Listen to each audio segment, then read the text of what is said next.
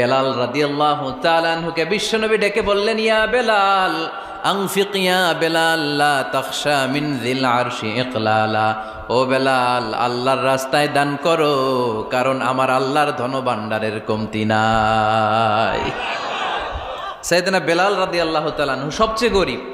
শুনতেছেন? বুঝতেছেন? সবচেয়ে গরিব। ডাউন পার্টটা ঢাকার মতো একটা গার্মেন্ট ছিল, একটা কাপড়, এটা পেঁচায় আসতো, নামাজ পড়তো। গায়ে রাখার মতো কোনো জামা নাই, আর খাবার দাবার টাকা পয়সা বলতে নাই।